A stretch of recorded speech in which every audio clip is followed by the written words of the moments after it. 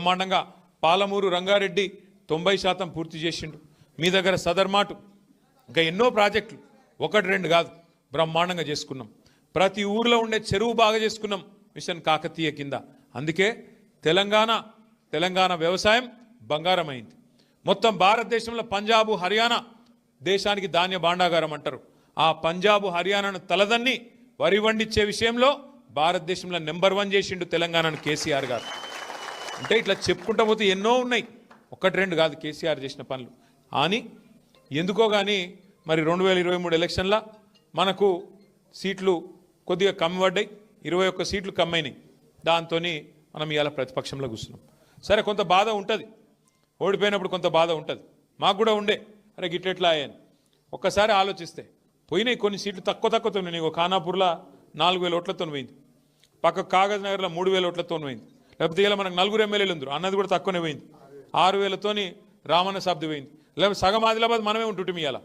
ఇక్కడ ఆదిలాబాద్ మనకే ఉంటుండే, కాగజ్ నగర్ మనకే ఉంటుండే, ఖానాపూర్ మనకే ఉంటుండే. ఈ ఇద్దరికి తోడు ఇంకో ముగ్గురు ఉందరు. కానీ చిన్న మిస్టేక్స్ జరిగినాయి. నా ప్రార్థన మీతో ఏమంటే, అక్కడక్కడ నేను పోయినప్పుడు అడుగుతుంటా. నిన్న నాగర్ కర్నూలు పోయినా, మొన్న మహబాద్ పోయినా. అక్కడ అడిగిన నాయకులను కార్యకర్తలను నిజంగా చెప్పురని అడిగిన. మీరంటే గెలిపించుకున్నారు అనిల్ అన్నను, మిమ్మల్ని అడిగేదేం లేదు.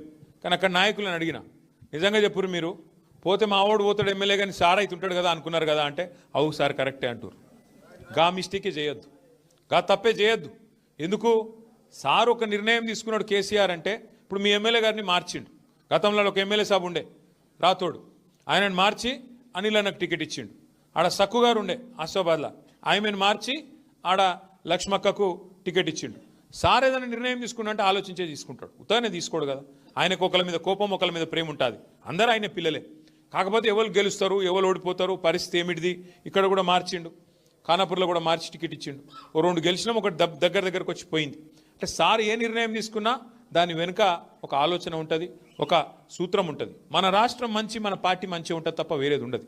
అందుకే దయచేసి నేను మిమ్మల్ని కోరేది, రేపటి రోజున జెడ్పీటీస్ అప్పుడు కూడా, ఎంపీటీస్ అప్పుడు కూడా బీఫారం ఒకరికే వస్తుంది. మళ్ళీ మనం కొట్లాడుకున్నాం అనుకో, మధ్యలో ఇంకోటి గెలుస్తాడు. మొన్న అసెంబ్లీలో అయిందే మళ్ళీ అవుతుంది. అట్లా కాకుండా రేపు అనిల్ అన్న కూడా మీ నియోజకవర్గానికి తండ్రి లాంటి ఆయన, పెద్ద మనిషి ఆయన్నే మీ నియోజకవర్గానికి.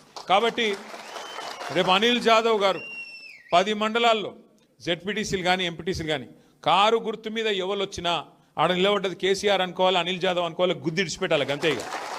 ఇక మళ్ళీ మనం ఆలోచన చేయొద్దు, ఆయన ఇట్లనట, ఆయన కాలు వంకరనట, టింకర్నట, అవన్నీ మాట్లాడద్దు. ఇక ఒకసారి కారు గుర్తు మీద గులాబీ కండువా వేసుకొని మన నాయకుడు, మన సోదరుడు వచ్చిందంటే ఇగో ఈయననే కేసీఆర్ అనుకోవాలి, గట్టిగా పనిచేయాలి.